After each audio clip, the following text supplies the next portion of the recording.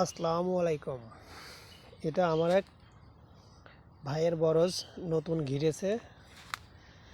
দেখেন, আল্লাহ চাইলে কি না কি করতে পারে। কি সুন্দর বরজ হয়েছে দেখেন, মাশাল্লাহ। কেবল নতুন ঘিরেছে, মনে হয় কয়েক মাস হচ্ছে। পরগুলো অনেক বেঁধেছে। এগুলো মনে হয় ঘাস মাস ছিল, সেগুলো মাটাই দিচ্ছে। দেখেন, ঘাসগুলো সবই করে দিয়েছে। আর মনে হয় মাস দুয়েক পরে সব চালে চলে যাবে।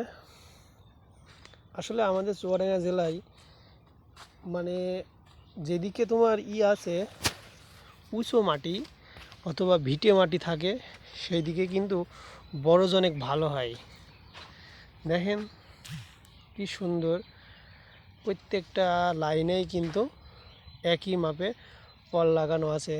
হয়তো বা কম বেশি দু একটা মরবেই, কিন্তু অনেক সুন্দর হয়েছে। আর একটু যদি সবাই যত্ন করে, খোল সার ভালো এসব পানি নিয়মিত দেয়, আসলে বরজ আলহামদুলিল্লাহ অনেক সুন্দর হবে। আসলে যে কোনো জিনিসই যত্ন করলে ফল পাওয়া যাবে, গাছ হোক, মানুষ হোক, আর পশু পাখি হোক।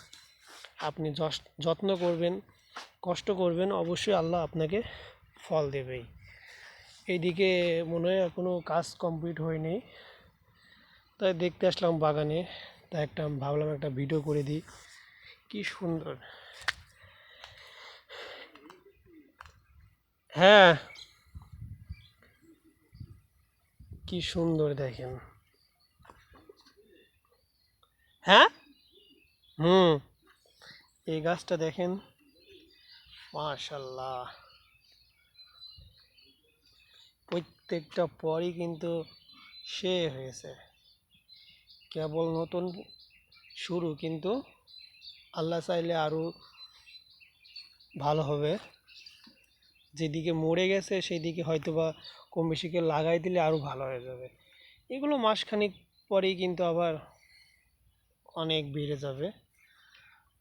এই যে এই নিড়িন দিয়ে কি হচ্ছে, কোদাল দিয়ে মাটানো হচ্ছে, কাজ করছে।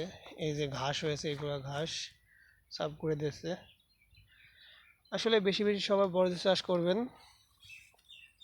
এগুলো হাত যত্ন, নিজের গোসল করা, খাওয়া দাওয়া, যত্ন যেভাবে নিতে হয় এগুলো সেই রকমই যত্ন করবেন। কি করবেন, অবশ্যই আপনার ফলটা ভালো হবে। ভিডিওটা যদি ভালো লাগে লাইক কমেন্ট শেয়ার করবেন। আসসালামু আলাইকুম।